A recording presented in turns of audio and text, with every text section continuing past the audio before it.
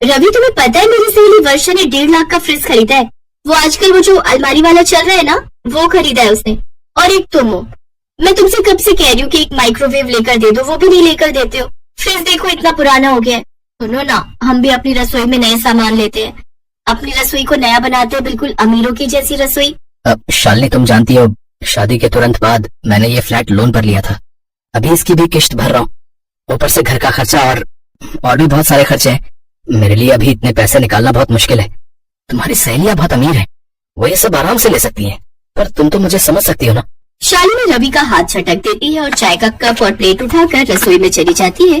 किस्मत मेरी ही खराब है जो मैंने तुमसे शादी की। मेरे पापा तो मेरे लिए बड़े बड़े घरों के रिश्ते बता रहे थे, पर मैं ही पागल थी जो तुमसे प्यार कर बैठी और तुमसे लव मैरिज करने की जिद कर ली। एक तो पहले ही ठीक ठाक घर में पैदा हुई, जहाँ इतने पैसे नहीं थे। शादी हुई वो भी ऐसे घर में जहाँ पर पैसे के नाम पर कंजूसी है, सुम सुम कर पैसे खर्च करो। शालिनी अभी बोल ही रही थी कि उसकी सास मंदिर से आ जाती है। वो शालिनी की बातें सुन चुकी थी। शालिनी बहू, इतना बोलते हैं, कर तो रहा है रवि, और कितना करे बेचारा, पूरा दिन मेहनत करता है, तुम्हें तो सपोर्ट करना चाहिए। और तुम हो कि उसको सुना रही हो, उसकी कमजोरी का उसे एहसास दिला रही हो। एहसास दिलाऊंगी तभी कुछ करेंगे, वरना ये नहीं कुछ करने वाले। मुझे तो लग रहा है मुझे ही कुछ करना पड़ेगा, इनकी बस का कुछ नहीं। मैं अपनी इच्छाओं को नहीं मार सकती। मैं अपनी सहेली अल्पना के घर जा रही हूँ, रात की रोटी माँ जी बना लेंगी, मेरा डिनर मेरी फ्रेंड के घर पर है। शालिनी मुंह बनाती हुई अपने कमरे में चली गई। रवि अपने काम पर चला गया और उसकी सास दूसरे कामों को देखने लगी। शाम के समय शालिनी अपनी सहेली अल्पना के घर जाती है। शालिनी जब कल्पना की रसोई देखती है तो वो हैरान रह जाती है। अल्पना की रसोई आलीशान थी, वहाँ पर भी सभी तरह के बढ़िया किचन इलेक्ट्रॉनिक रखे हुए थे। शालिनी की सहेली वर्षा भी वहाँ आई हुई थी। अल्पना, तुम्हारी रसोई तो बहुत अच्छी है, मेरी रसोई में तो ये सब है ही नहीं। तुम लोग ये सब कैसे इतना खरीद लेते हो? क्या हस्बैंड पैसे देते हैं या फिर और कौन देगा? हस्बैंड ही देते हैं। जब शादी की है तो हमारे खर्चे तो उन्हें उठाने ही पड़ेंगे ना। लेकिन ऐसा नहीं है, वो मेरी ननद ना थोड़ी कम पैसे वाली है, तो जो फ्रिज मैंने लिया है उसे बहुत पसंद आया था, उसने भी खरीदा है, पर किश्तों में लिया है। अगर तू चाहे तो तुझे भी किश्तों में फ्रिज मिल सकता है, बस थोड़े पैसे पहले देने पड़ते हैं, उसके बाद तुम्हारी इंस्टॉलमेंट्स बन जाती है। क्या तू सच कह रही है? कितने पैसे देने पड़ेंगे? वो मैं अभी अपनी ननद से पूछ लेती हूँ, वो तो बहुत कुछ किश्तों में लेती रहती है। उन्होंने तो धीरे धीरे करके पूरी रसोई ऐसी बना दी अपनी कि पूछो मत। महंगी से महंगी क्रॉकरी, बढ़िया बढ़िया इलेक्ट्रॉनिक आइटम्स, सारी किचन ऐसी उनकी सजी रहती है। वर्षा की बातें सुनकर शालिनी के मन में लालच आ जाता है और वो भी अपनी सहेली के कहने पर रसोई के लिए महंगा वाला फ्रिज खरीद लाती है। शालिनी, ये क्या है इतने बड़े बक्से में? माँ जी, मैंने वो बताया था ना आजकल अलमारी वाले फ्रिज चल रहे, मैंने वही खरीदा है। 1.5 लाख का फ्रिज है, मैं तो बहुत खुश हूँ। 1.5 लाख? पर इतने पैसे कहाँ से आए बहू? अरे माँ जी, 1.5 लाख रुपए एक साथ नहीं दिए, मेरी किश्तें बनी है, 2 साल तक हर महीने थोड़े थोड़े पैसे देने हैं। बस अब मैं इसको बढ़िया से रसोई में सजा देती हूँ, फिर इसमें अच्छे अच्छे सामान ला कर रखूंगी। उस दिन के बाद शालिनी ने रसोई की हर चीज किश्तों में खरीदना अपनी आदत बना लिया। वो तो अपनी रसोई को बिल्कुल अमीर रसोई बनाना चाहती थी, इसलिए आज फ्रिज, कल महंगा वाला माइक्रोवेव, फिर जूसर, कभी फूड प्रोसेसर। इस समय शालिनी के ऊपर कम से कम 8 से 9 लाख का कर्ज था। आज फिर शालिनी ने एक कॉफी मशीन मंगवा ली जिसकी कीमत 75,000 रुपए थी। तभी रवि आ जाता है। उस समय शालिनी की सहेलियां चाय पर आई हुई थी। शालिनी उनके सामने अपनी रसोई की चीजें दिखा रही थी। कैसी लगी मेरे नए कॉफी मशीन की कॉफी? वर्षा, थोड़ी और लो। सचमुच कॉफी तो इस कॉफी मेकर में बहुत टेस्टी बनी है। वैसे तेरी रसोई बिल्कुल अमीरों वाली बन गई है। अब ना इस रसोई को तुड़वा कर एक नया मॉड्यूलर किचन बनवा ले, सारा सामान तेरा उस किचन में सेट हो जाएगा। हाँ वर्षा ठीक कह रही है, अल्पना की किचन तो तूने देखी है ना, मैंने भी अल्पना की जैसी किचन बनवाई है। सब कुछ स्टील की और वुड के दरवाजे, अलमारियां बहुत बढ़िया होती है, पूरा मॉडर्न किचन बन जाता है। इसमें भी तू बनवाने के बाद थोड़े थोड़े पैसे दे सकती है, पूरे पैसे एक साथ देने की जरूरत नहीं।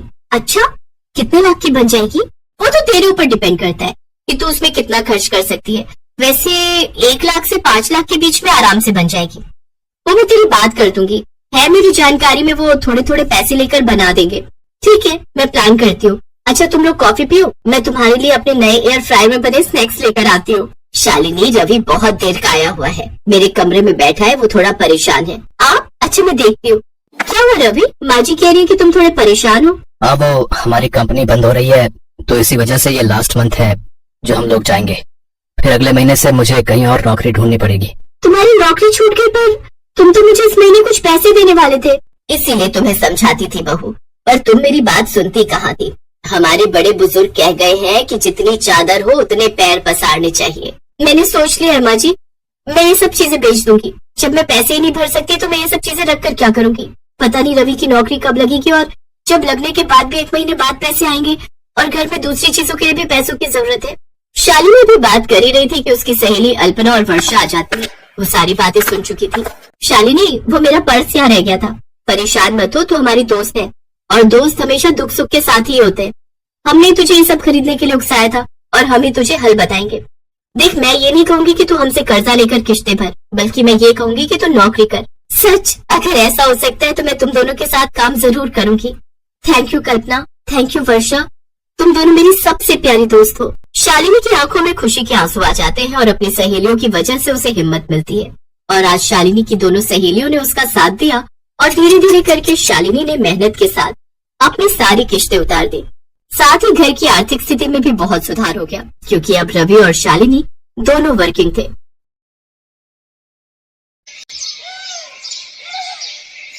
चलना अनन्या, किसी को उल्लू बनाते हैं। क्या सुकन्या, तुझे तो हर टाइम मस्ती सूझती रहती है। घर चल लेंगे ना, पर पहले किसी को बेवकूफ बनाते हैं। नहीं, बहुत हो गया। उल्टे पुल्टे काम तू करती है और डांट मुझे खानी पड़ती है। और सुन, वो कल पड़ोसन आंटी के साथ क्या किया तूने? क्यों, कुछ कह रही थी क्या?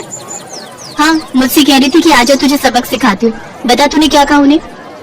अरे कुछ नहीं, वो मुझे बहुत खड़ूस लगती है तो मैं उनसे भिड़ गई, और जब उन्होंने मुझसे कहा कि वो मम्मी से शिकायत कर देंगी तो मैंने भी कह दिया, ये मैं भी देख लूंगी, मेरा नाम अनन्या है, अनन्या। इतना कहकर अनन्या गुस्से में सुकन्या को मारने के लिए दौड़ी, और सुकन्या अपने घर की तरफ भागने लगी। अनन्या और सुकन्या जुड़वा बहनें थी, देखने में बिल्कुल एक जैसी। उनमें फर्क कर पाना बहुत ही मुश्किल था। कई बार तो उनके माता पिता भी उन्हें पहचानने में धोखा खा जाते थे, और इस बात का सुकन्या बहुत फायदा उठाती थी। वो हमेशा कुछ भी शरारत करती तो डांट बेचारी अनन्या को खानी पड़ती। उस दिन भी घर देर से आने के लिए अनन्या को ही माँ से डांट खानी पड़ी। फिर शाम को, मिल गया सुकून तुझे? अरे यार, क्यों इतनी टेंशन लेती है? 1-2 साल बाद हमारी शादी हो जाएगी, फिर तू कहाँ और मैं कहाँ। सुकन्या धीरे धीरे और चालाक और कामचोर होती गई, और अनन्या उतनी ही मेहनती और संस्कारी। मगर दोनों बहनों की किस्मत ने उन्हें एक दूसरे से दूर नहीं होने दिया। दोनों बहनों की शादी एक ही घर में हो गई। बड़े भाई की शादी सुकन्या से और छोटे की अनन्या से। अनन्या को घर का सारा काम आता था, खासकर वो खाना बहुत ही अच्छा बनाती थी, जबकि सुकन्या ने कभी कुछ नहीं सीखा। फिर एक दिन,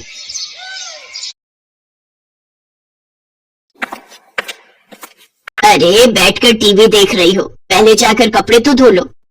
माँ जी, आप अनन्या को बोल दो ना, सुबह से मैं ही तो घर का सारा काम कर रही हूँ, बर्तन धोए और फिर खाना भी बनाया। अच्छा, सॉरी बेटा, मुझे लगा कि वो सब अनन्या ने किया है। नहीं माँ जी, सारे काम मैंने किए, वो तो बस अभी निकली है अपने कमरे से। अच्छा, रुको जरा, अभी खबर लेती हूँ उसकी।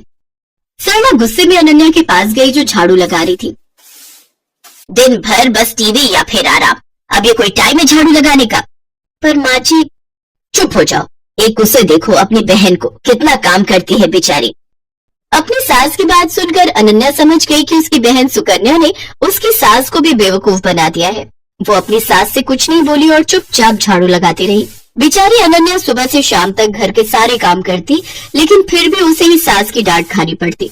फिर एक दिन, अरे बहू चल, मेरे साथ रसोई में आज मिलकर खाना बनाते हैं। ठीक है माँ जी, आप चलो, मैं आती हूँ। सरला रसोई की तरफ चली गई और सुकन्या सीधी अनन्या के कमरे में।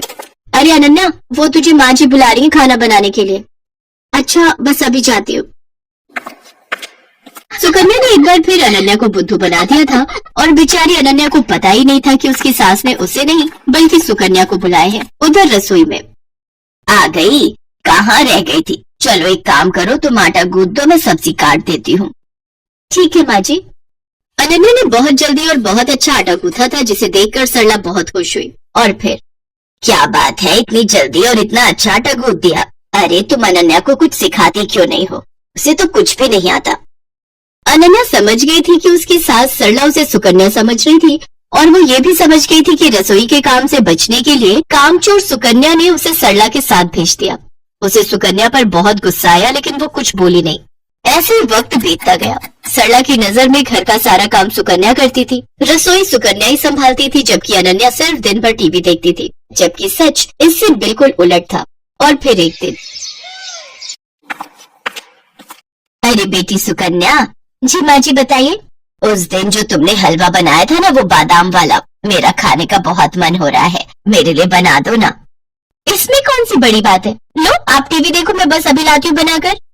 ना ना, मुझे तो खाना है ही, पर मुझे वो हलवा बनाना भी सीखना है, तो मैं भी चलती हूँ साथ। तुम बनाना और मैं देखूंगी।